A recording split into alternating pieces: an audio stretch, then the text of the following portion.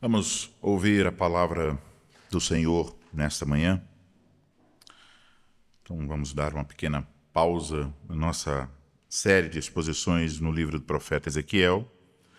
E hoje vamos ouvir a exposição no Salmo de número 113. Nós, a princípio, faremos uma leitura em Lucas, capítulo 1, versículo 46 ao 55. E a razão para fazer essa leitura é que o texto do Salmo 113 ecoa 1 Samuel capítulo 2, a oração de Ana. E o Lucas capítulo 1, 46 e 55 é o cântico também agora de Maria, e também isso ecoa a oração de Ana. Então há uma relação entre 1 Samuel 2, Salmo 113 e Lucas 1, 46 a 55. E aquilo que é apontado, declarado por Ana na sua oração, no capítulo 2 de Samuel, aquilo que é expandido no Salmo 113 é cumprido aqui em Lucas 1. Esse socorro que vem do alto, o Deus que se faz presente com seu povo é o Senhor Jesus Cristo por meio do Evangelho. Então, por isso Maria canta a esse respeito. Então, disse Maria: a minha alma engrandece ao Senhor, e o meu espírito se alegrou em Deus, meu Salvador, porque contemplou na humildade da sua serva, pois desde agora todas as gerações me considerarão bem-aventurada. Porque o poderoso me fez grandes coisas, santo é o seu nome. A sua misericórdia vai de geração em geração sobre os que o temem. Agiu com o seu braço valorosamente, dispersou os que no coração alimentavam pensamentos soberbos. Derribou do seu trono os poderosos e exaltou os humildes. Encheu de bens os famintos e despediu vazios os ricos. Amparou a Israel, seu servo, a fim de lembrar-se da sua misericórdia, a favor de Abraão e de sua descendência para sempre, como prometera aos nossos pais. Até aí, a leitura de Lucas. Agora vamos ao texto da pregação, Salmo 113.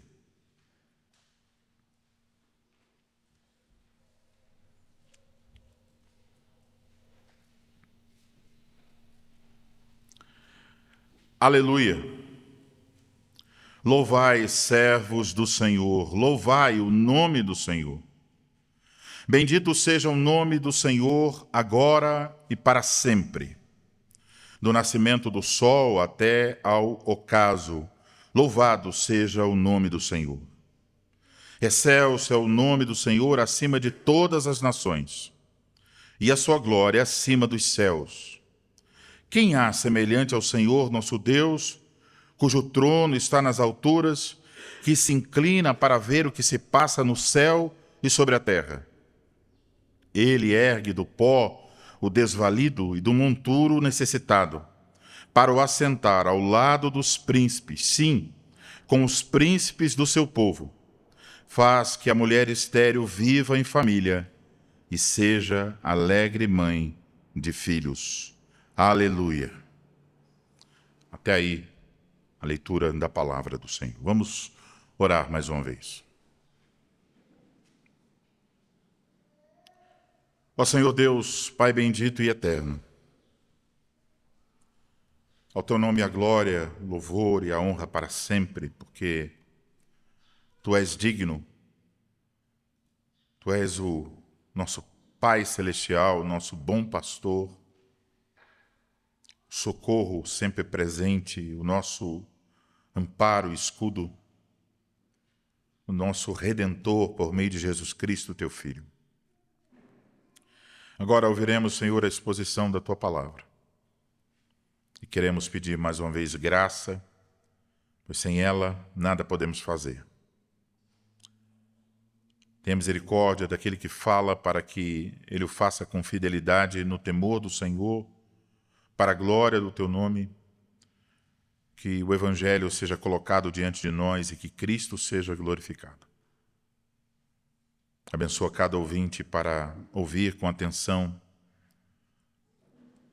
para ouvir meditando naquilo que ouve,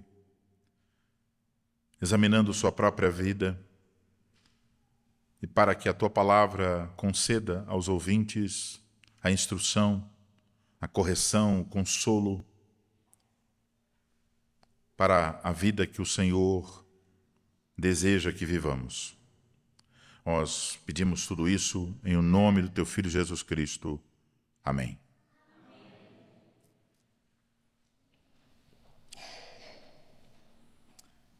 Amados irmãos em nosso Senhor Jesus Cristo, vocês já tentaram em algum momento de suas vidas louvar a Deus quando vocês estavam completamente destruídos?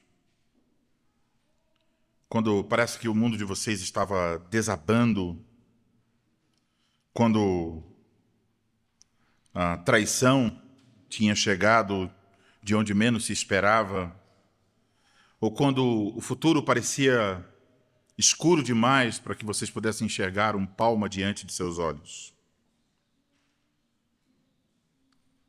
Vocês já experimentaram aquela sensação que nós às vezes sentimos quando estamos em tristezas profundas? De que, quando estamos louvando a Deus nesses momentos, parece até que nós estamos mentindo, que isso não é realidade. Existe um salmo que foi cantado exatamente nessa situação. É o Salmo 113. Este é o salmo de abertura de uma coleção de salmos que vai do Salmo 113 ao 118. Essa coleção de salmos ela é conhecida como Halel egípcio. E a palavra Halel significa louvor. E ela recebe esse nome Halel, o louvor egípcio, porque o segundo salmo dessa coleção, o 114, fala de forma direta sobre a saída do Egito, conta a história do êxodo, a libertação do povo de Israel do Egito. Essa coletânea, do 113 ao 118, ela é mais conhecida pelo seu uso litúrgico anual. Ela era e é cantada na Páscoa. Então, quando a família se reunia para a refeição pascal, geralmente cantaria antes dessa refeição os Salmos 113 e 114, e depois da refeição cantaria os Salmos 115 a 118. Portanto, é um dos salmos que Jesus e seus discípulos cantaram na noite em que o Senhor foi preso, e um salmo que antecede não só a prisão, mas a morte, todo o sofrimento e a morte do nosso Senhor Jesus Cristo. A Escritura diz que eles cantaram os salmos, e os salmos que cantaram eram esses salmos da liturgia da Páscoa. Agora pense no que isso significa. Jesus estava ciente do que estava por vir. Vocês sabem, ele sabia desde o início quem era Judas, e ele sabia que Judas, dentro de alguns momentos, iria traí-lo. Ele estava já sentindo o peso dos nossos pecados sobre ele. Ele sabia que ele seria torturado, crucificado. E naquele momento, não só foi uma noite sombria para o nosso Salvador, mas podemos dizer, é a noite mais sombria de toda a história humana. E quando Jesus está às vésperas de sofrimento inimaginável, o que ele faz? Ele não só ora, ele também canta. Ele cantou este salmo, entre outros, este salmo de louvor ao Pai. Então, isso nos coloca diante de uma pergunta que não pode ser ignorada. Porque isso não é casualidade.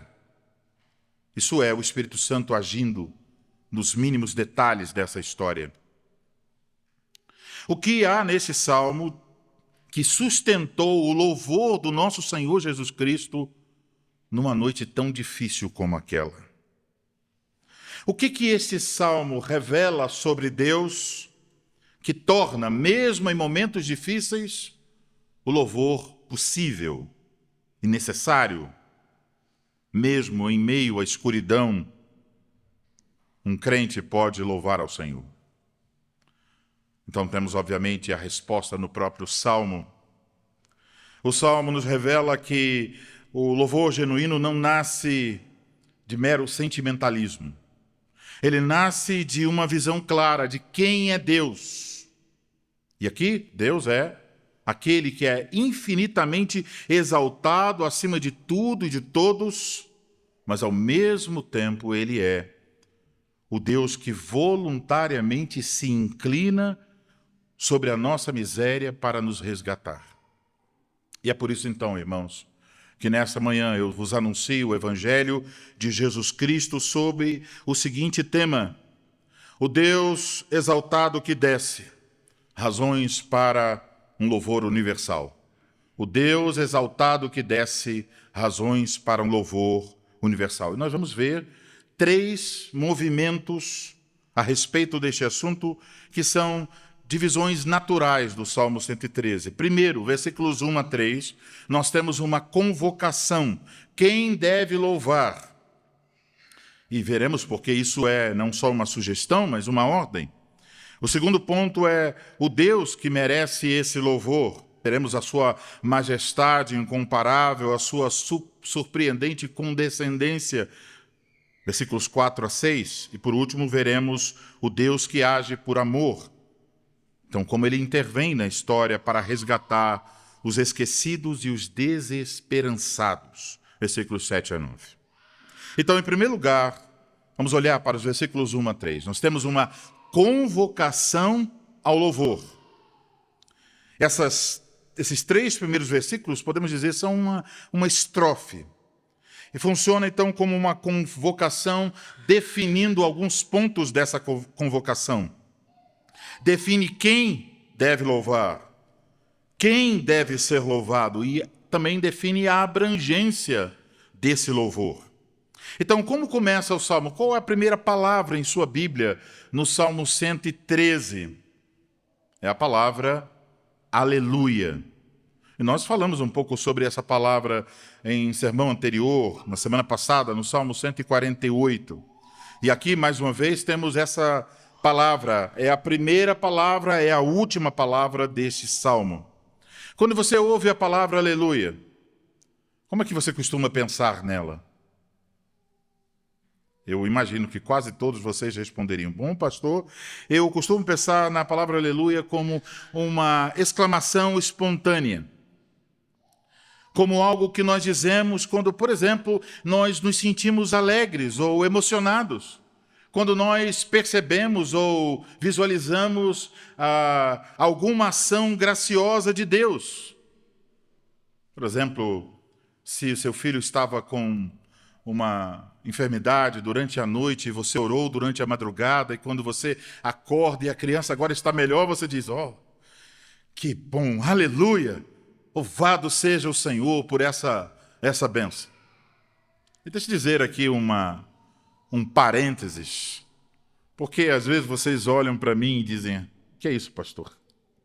Estamos numa igreja reformada. Igrejas reformadas devem cumprir a Bíblia. Louvai ao Senhor. Não tenha medo da palavra aleluia. Alguns podem usar a palavra aleluia para chamar a atenção. Eles gritam no culto. Ah! Outros podem usar como interjeição, exclamação. Eles não podem ouvir um som no chão que eles dizem aleluia.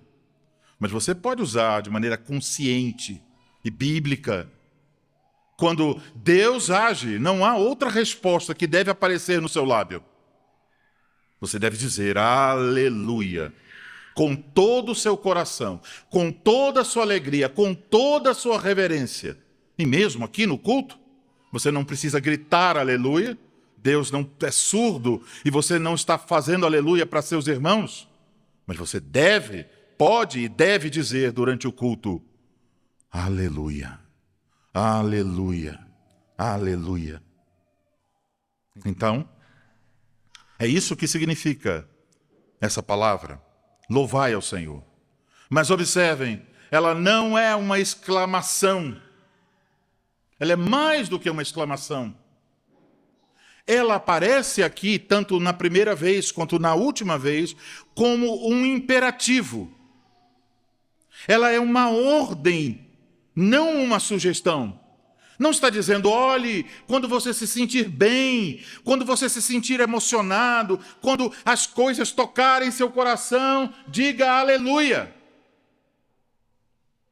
Se fosse assim, Jesus não poderia cantar no dia que antecedeu a sua morte, aleluia.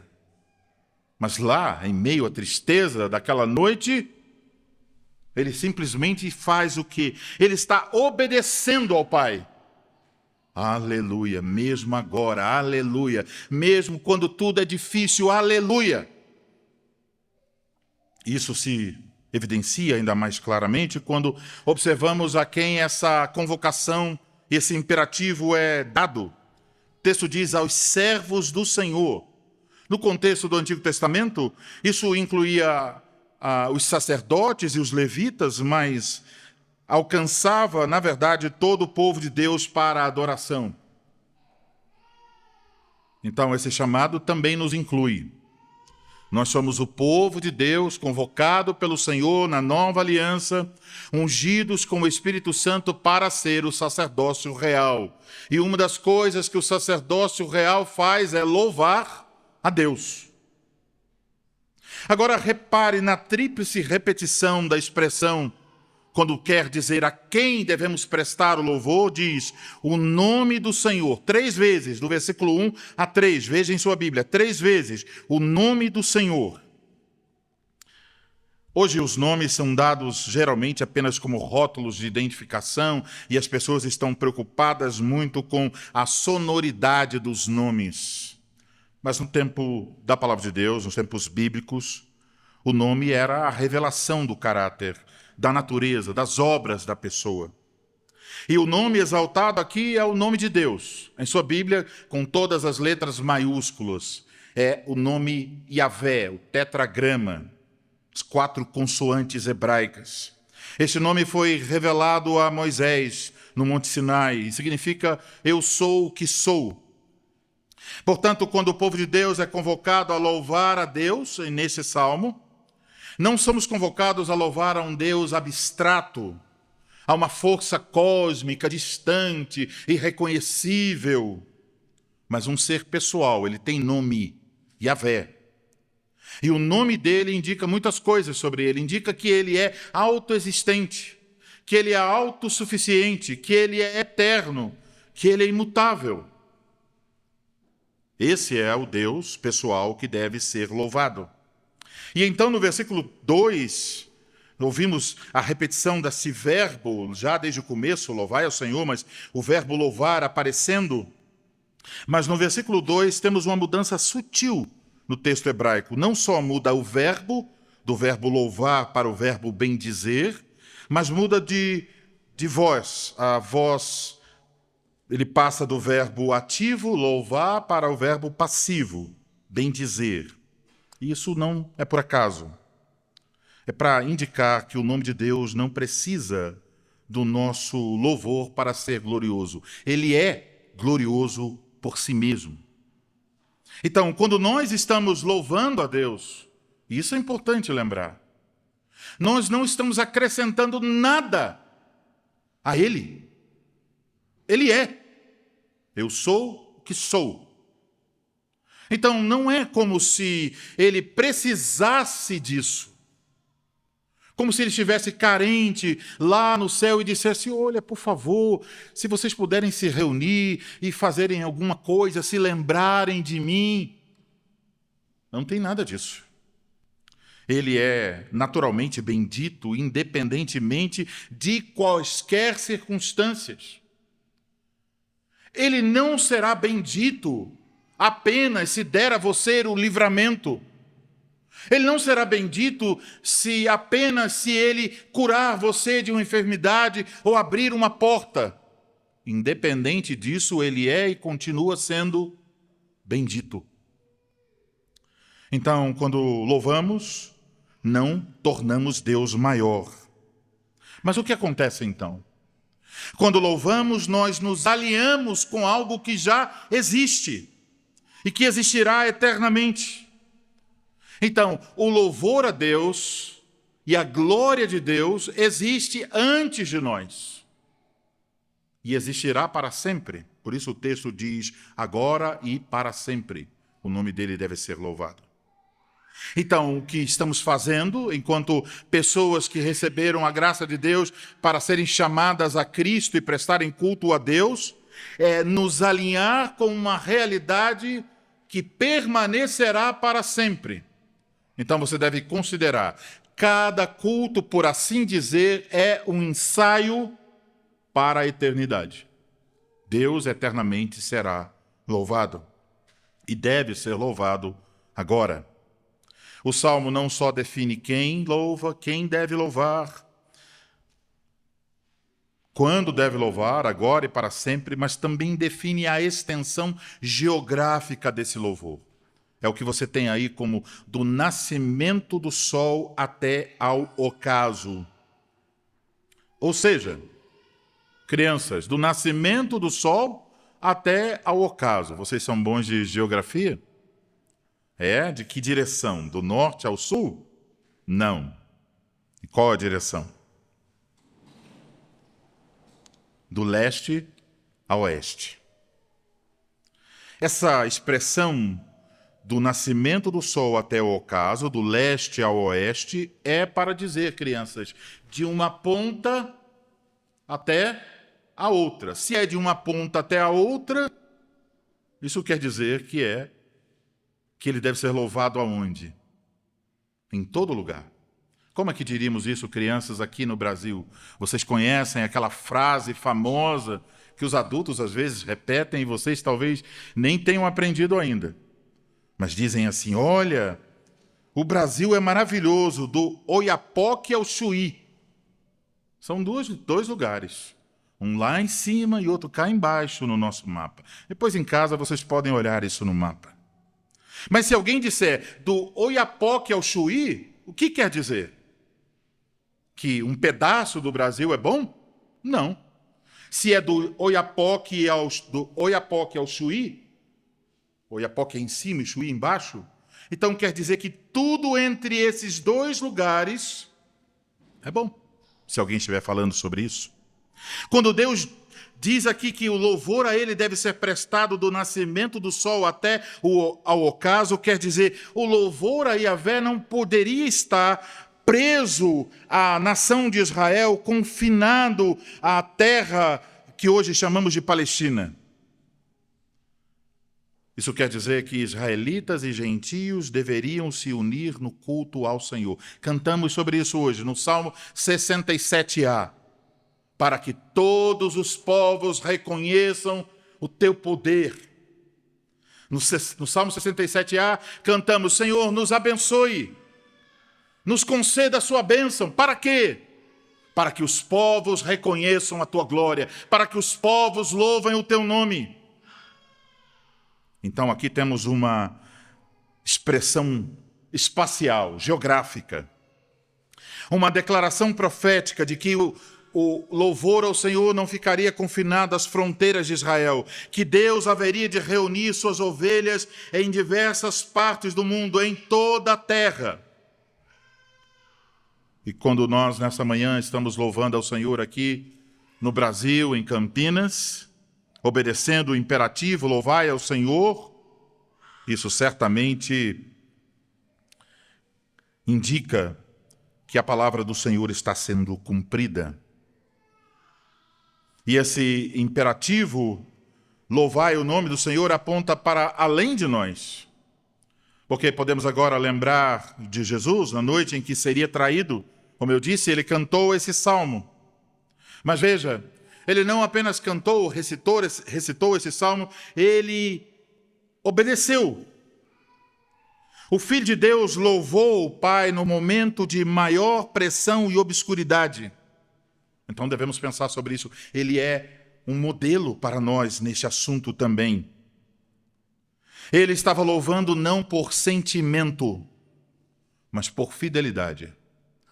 A nossa cultura é muito sentimentalista. E talvez alguns de vocês possam lembrar da ilustração que usei em algumas visitas pastorais nas últimas semanas.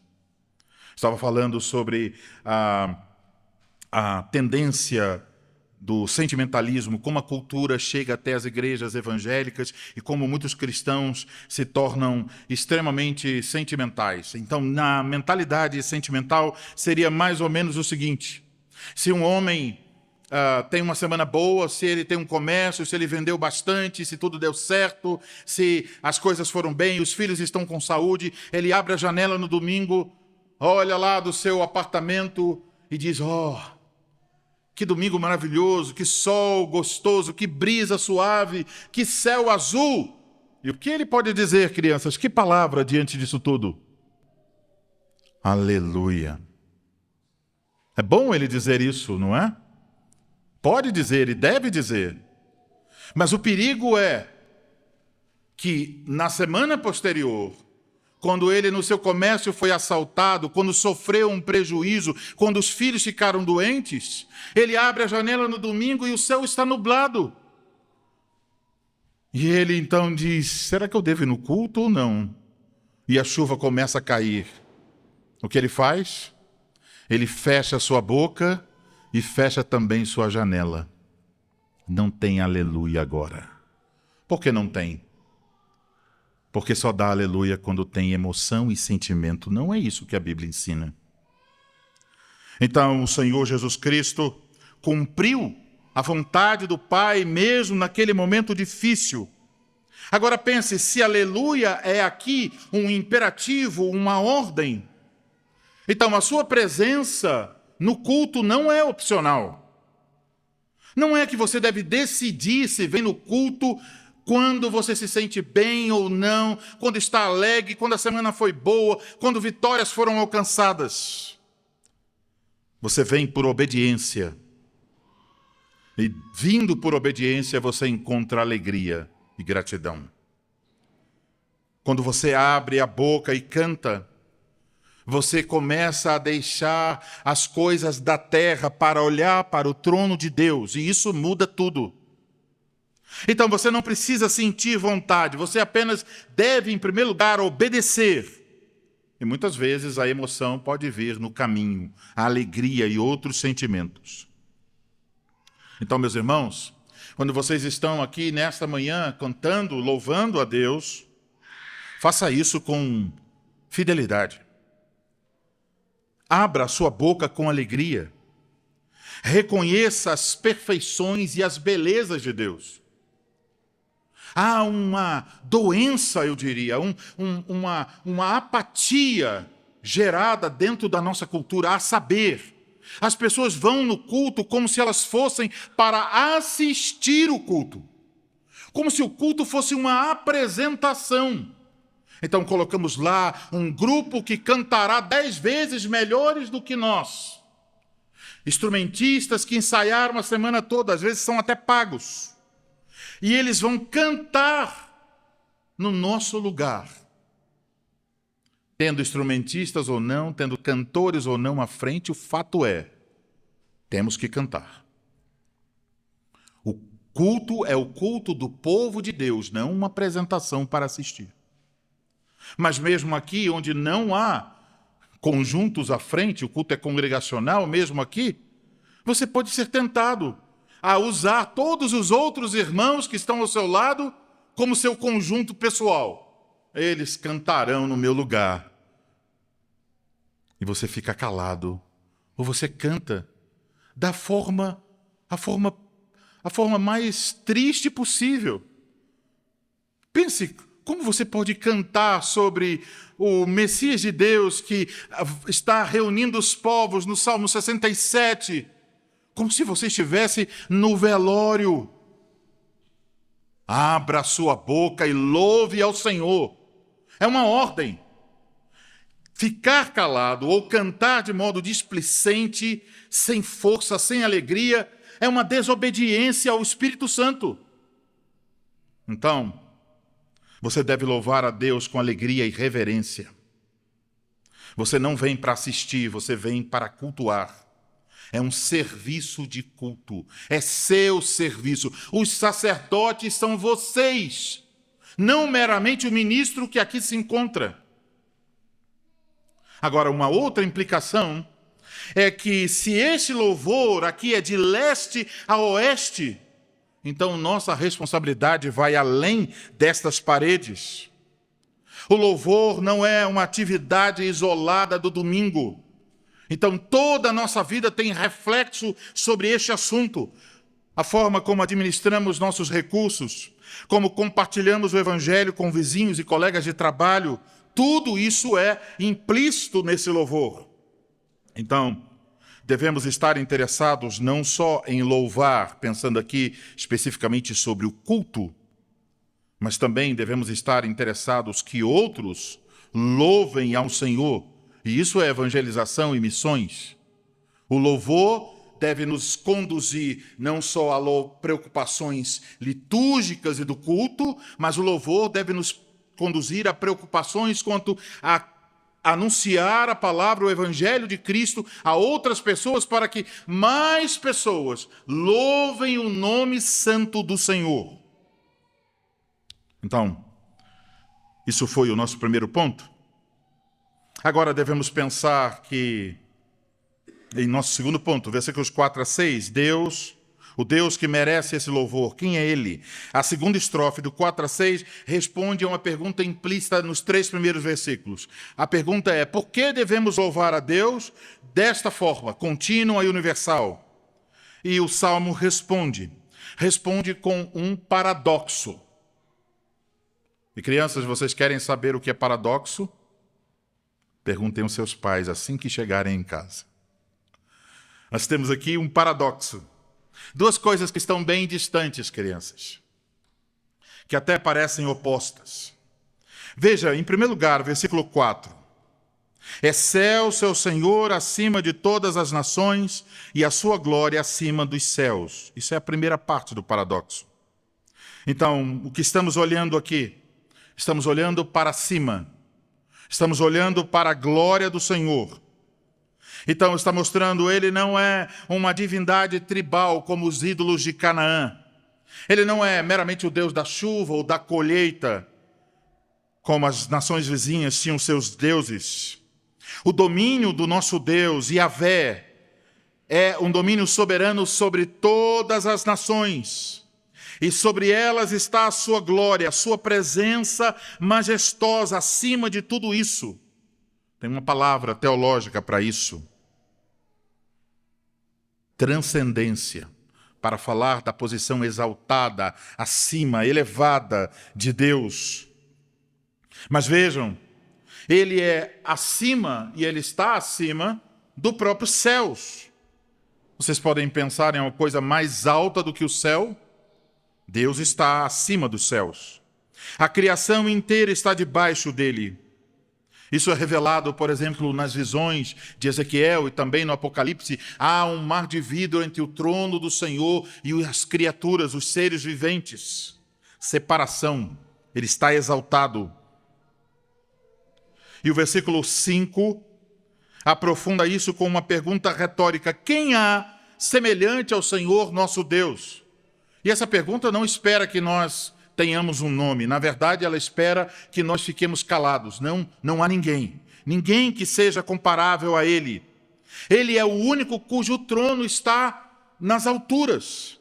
Essa expressão, o trono está nas alturas, significa aqui, literalmente, aquele que se faz alto para sentar. Então, olhando para aquele que faz alto para sentar-se, olha agora para o versículo 6. E temos aqui um contraste. Se o versículo anterior diz que Deus se faz alto, o versículo 6 diz literalmente que ele se inclina. Literalmente, ele se faz baixo para ver. Esse é o sentido. O mesmo verbo em direções opostas. Ele se faz alto para sentar-se, ele se faz baixo para ver. Então, a figura é extraordinária, a imagem. O trono de Deus está tão inimaginavelmente alto que Deus, para olhar para a terra e até mesmo para olhar para os céus, para olhar para os anjos que habitam o céu, o que Deus precisa fazer? Essa é a imagem. Para olhar para os anjos que habitam nos céus, e portanto tudo que está abaixo disso, Deus precisa se abaixar. Deus precisa se inclinar. É claro, isso é uma figura na poesia. Então, ele está elevado acima de tudo. Mas aqui temos um ato de condescendência, de humilhação, por assim dizer. Esse versículo 6, então, é uma sombra, um Deus que se abaixa. É uma sombra do que no Novo Testamento é revelado à plena luz. O verbo se faz baixo, não é apenas uma figura poética, mas é uma antecipação teológica, o que haveria de acontecer. O mesmo Deus que precisava se abaixar para ver os anjos, veio em Cristo, muito mais longe do que apenas olhar. O que ele fez? Ele de fato desceu aqui. Ele veio ao nosso encontro para tornar-se Deus conosco, Emanuel. E o apóstolo Paulo, em Filipenses capítulo 2, versículos 5 a 11, usa um vocabulário que ressoa as palavras do Salmo 113. Ele diz que Jesus, tendo a natureza de Deus e estando no lugar mais alto, o que ele fez? Ele esvaziou-se a si mesmo. Ele desceu. Ele não apenas olhou de cima para a nossa miséria, mas ele habitou no ventre de uma mulher. Ele nasceu numa manjedoura. Ele viveu na pobreza e ele morreu na cruz. O Salmo 113, versículo 6, é então uma sombra da encarnação de Cristo.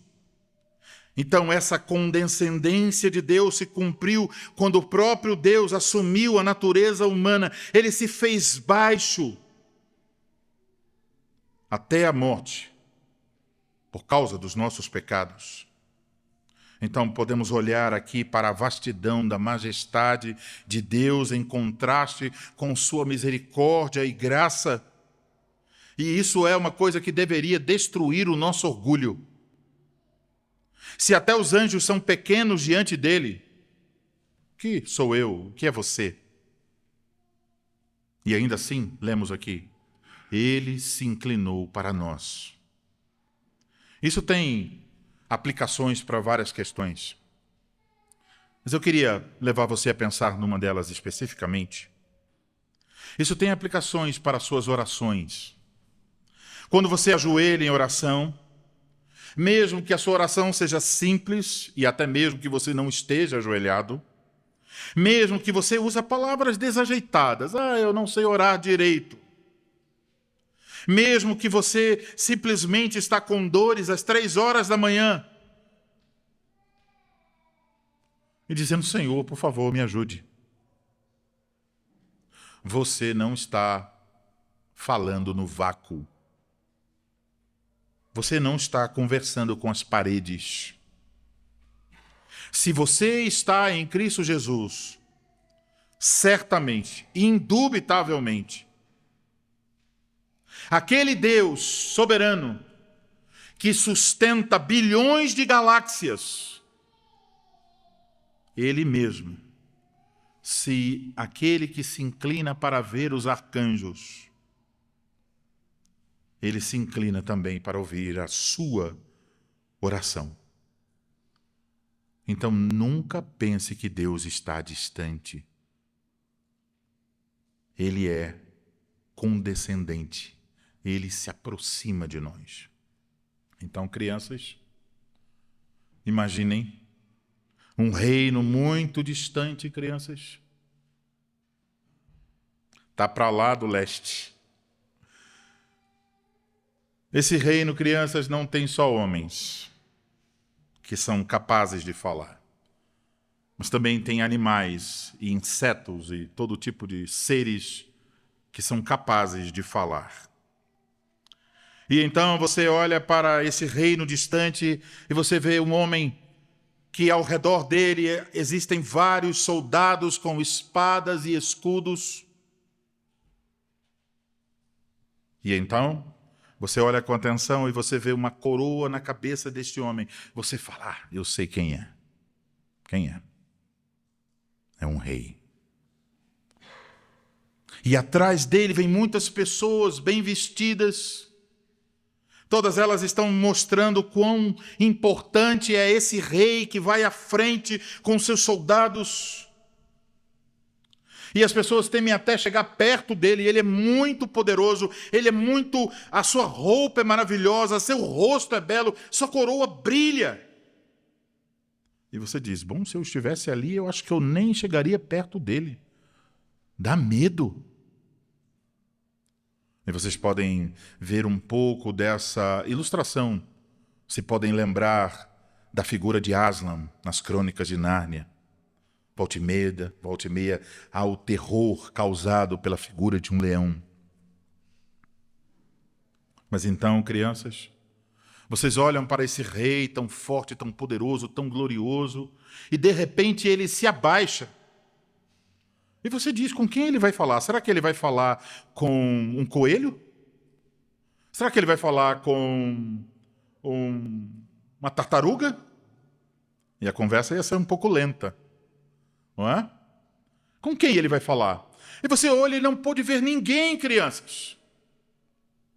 Mas então vocês pegam uma lupa para ver melhor e vocês olham, uma pequena formiga ao lado do rei.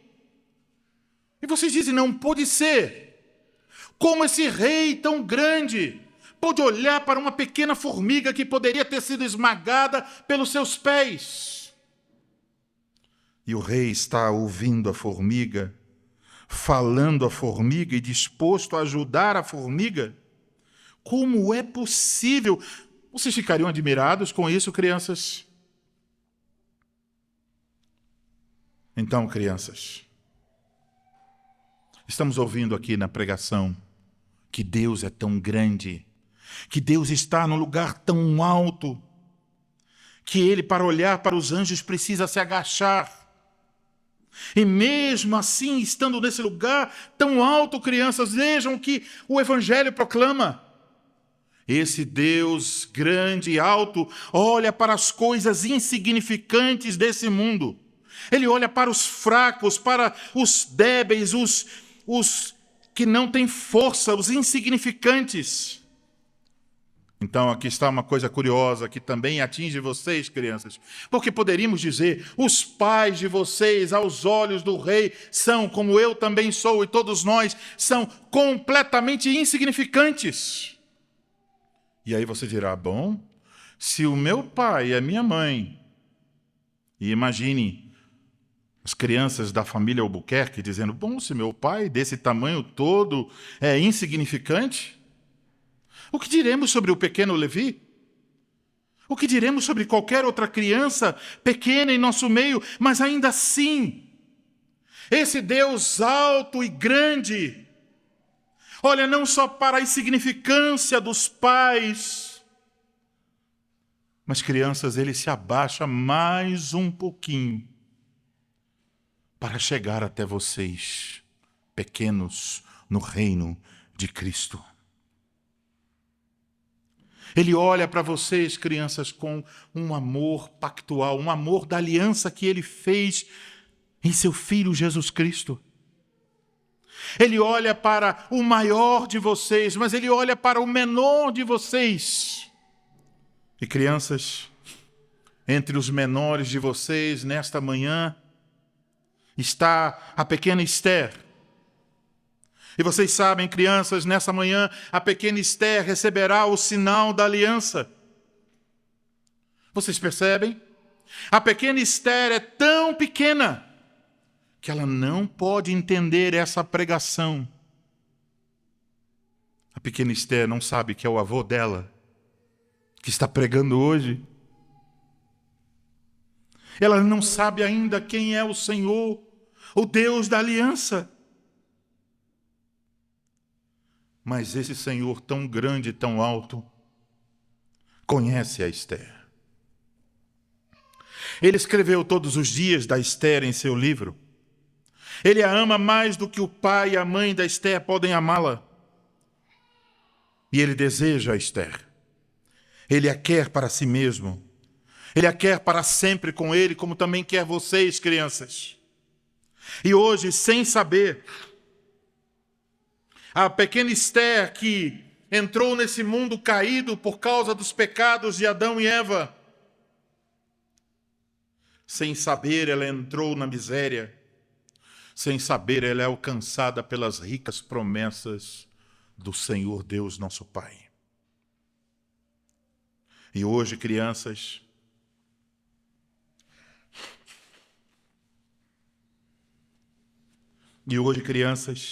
sem a Esther saber, esse Deus tão grande e tão alto fará promessas do seu amor por ela. Então, crianças, Deus é grande, Deus é excelso é o seu poder, é excelso a sua sabedoria, é excelso a sua majestade, a sua fidelidade. E tudo isso parece tão longe, longe, longe de nós.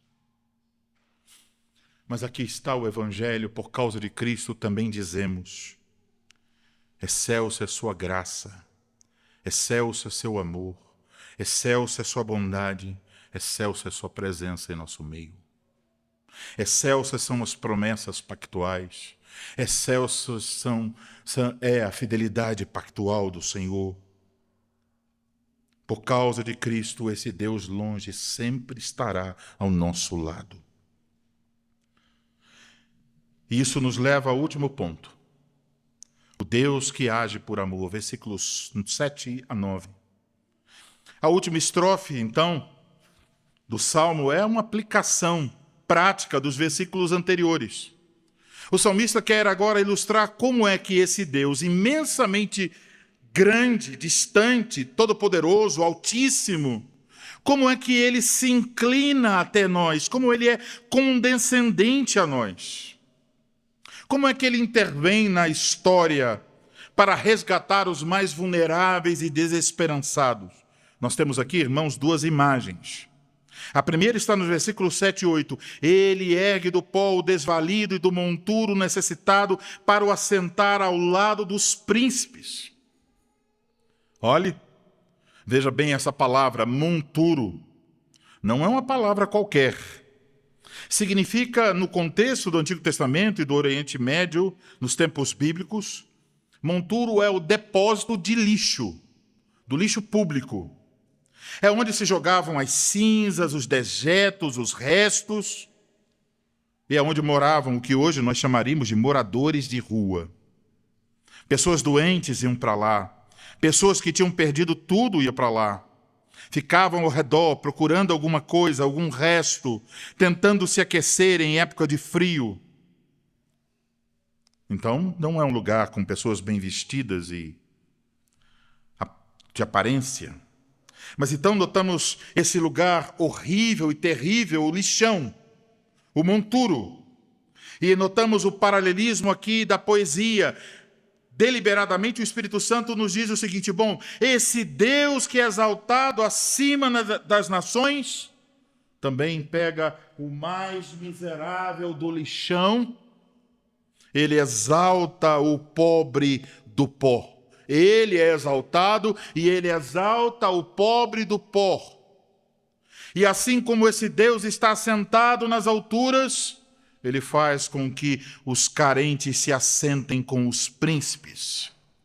Então, ele não apenas tira o homem da miséria, ele restitui a vida, a honra, a dignidade e até a autoridade. Da maior humilhação, ele concede a maior honra. Isso é a primeira imagem. Agora, a segunda imagem é o versículo 9.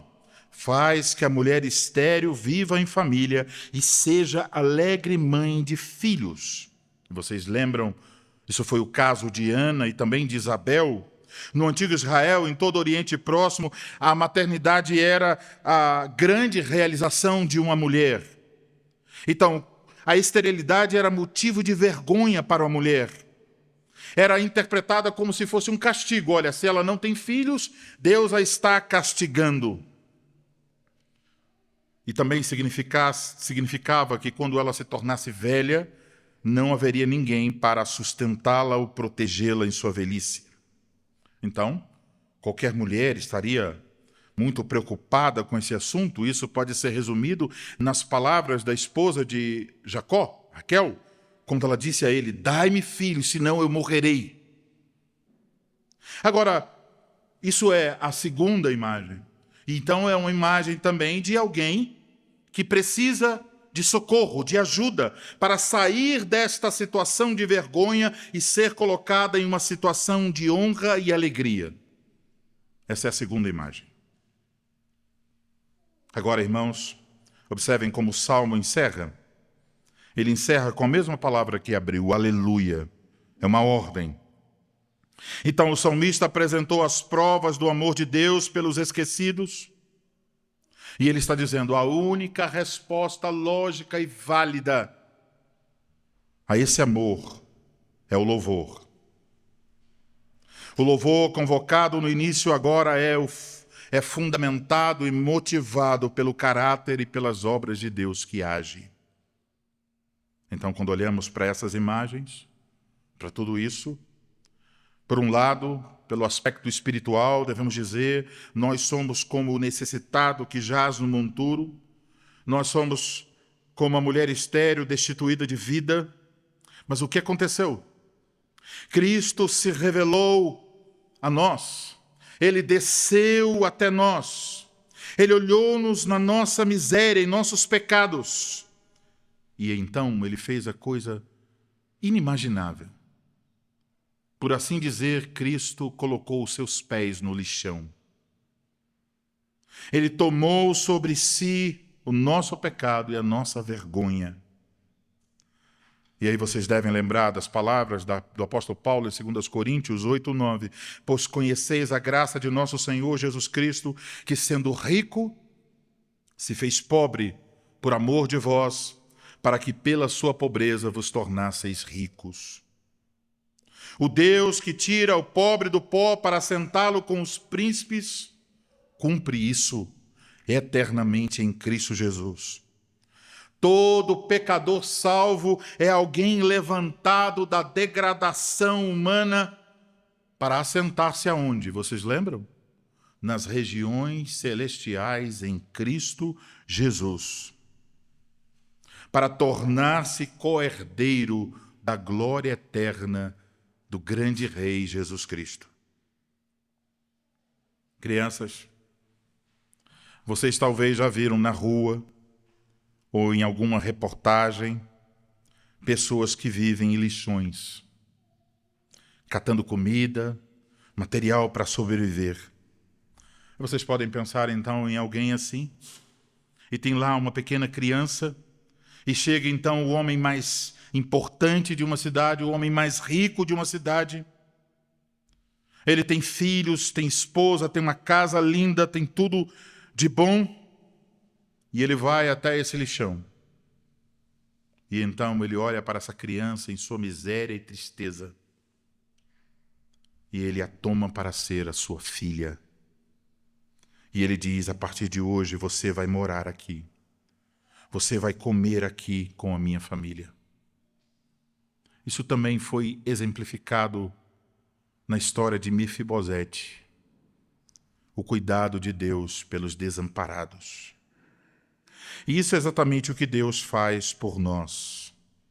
Ele veio pessoalmente em Jesus Cristo para nos tirar do lixão e nos colocar na sua família, família de Deus. A mulher estéril que se torna mãe alegre também aponta tipologicamente para algo maior. Embora Maria não fosse estéril, a sua parenta Isabel o era, a mãe de João Batista. E lemos no Evangelho, Deus lhe abriu a madre para trazer ao mundo João Batista, o precursor de Jesus. Então, também em Maria, um milagre aconteceu. E a resposta de Maria no Magnificat foi exatamente: o Senhor exaltou os humildes. Ele desceu para salvar todos nós. O Cântico de Maria tem como fundo o Salmo 113. Então, amados irmãos, a vida na aliança exige que nós jamais esqueçamos disso. De onde nós fomos tirados. Talvez não de um lixão literal, mas de uma vida sem Deus. De decisões que nos destruíram. De um vazio que não podia ser preenchido. E o Senhor não apenas olhou para nós naquela situação, Ele veio até nós, Ele desceu até nós. E Ele não apenas nos tirou de lá, Ele nos colocou à mesa com os príncipes herdeiros com Cristo. Então, toda vez que você se perguntar, por que eu devo louvar a Deus? Lembre de onde você veio e louve. E mais, o Deus exaltado não olha para os sofredores como fosse uma massa coletiva e impessoal. Ele cuida individualmente. Eu talvez não consiga dizer o nome de todas as pessoas que estão aqui nessa manhã. 99% eu acho que sim. Mas Deus conhece todos os nomes de todos os seus filhos. Ele conhece seu nome. Ele também conhece suas lágrimas. Ele conhece sua história. E o mesmo Deus que levantou o pobre do monturo tem o poder de resgatar você em qualquer abatimento no qual você se encontra. E Ele faz isso, um a um, filho por filho, filha por filha. Deus é grande. Deus é altíssimo. Mas para quem Ele olha? Ele olha para as viúvas. Ele olha para os órfãos. Ele olha para as moças solteiras que se sentem sozinhas. Ele olha para a estrangeira venezuelana sem perspectivas. E lhe dá um casamento. Ele olha para alguém que sente dores durante a madrugada, para os quais os remédios não funcionam. Ele olha para quem vive a noite escura da alma, as tristezas da vida e a depressão. Ele olha para os fracos que sucumbiram diante de algum pecado particular e os chama à libertação. Ele olha para quem tinha planos para o futuro e de repente os planos todos falharam. E agora não sabe o que fazer. O que será do meu amanhã? Ele olha para os que não têm recursos. E se perguntaram ontem, como vou pagar o aluguel daqui a alguns dias?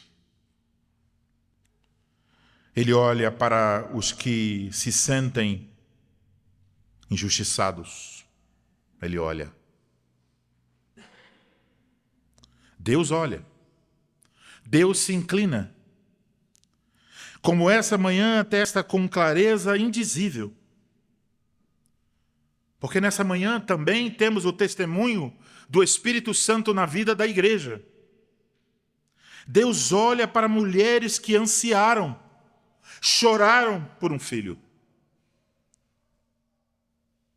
Que a cada vez que tentaram ter um filho e perderam, choraram diante do Senhor e disseram, Senhor, por que tu não me dás um filho? Por que tu me privas desta bênção? Lágrimas sobre lágrimas, tristezas sobre tristezas. Mas ela agora, alegre mãe de uma filha. Sim, eu também vi essas lágrimas. E vocês também viram. Como Ana chorou, como Isabel chorou, a Aline também chorou.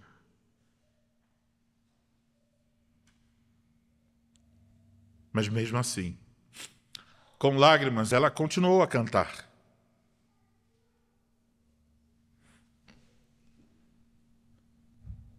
E Deus se inclinou para ouvir. E então, em um dia, na rua argentina, eu vi essas lágrimas. Eu senti essa tristeza. Enquanto proclamava a palavra do Senhor no Salmo 128. Tua esposa será como a videira, seus filhos ao redor de sua mesa. E eu disse, Senhor, porque ainda permanece excluída desta bênção. E naquele dia, eu disse, enquanto pregava, eu orei e disse, Senhor, dá filhos a ela. Dá filhos a ela. E se tu deres filhos a ela, quando eu, pela tua graça, realizar o primeiro batismo do meu primeiro neto vindo de Aline, Israel, eu pregarei a tua palavra no Salmo 113, para proclamar que o Senhor se inclina para ouvir o gemido dos seus filhos. Então, meus amados irmãos, Deus é misericordioso e compassivo. E não somente a pregação nos anuncia isso, mas nesta manhã, as águas do batismo também anunciam mais uma vez a graça e a condescendência de Deus para com os fracos.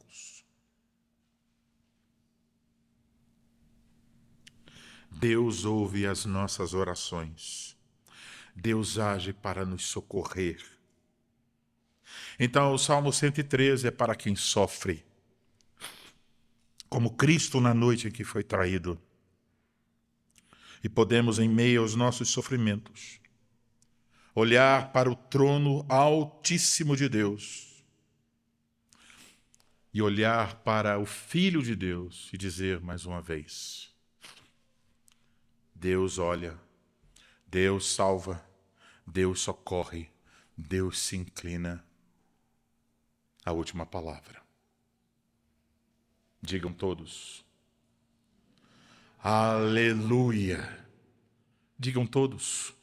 Aleluia. Amém.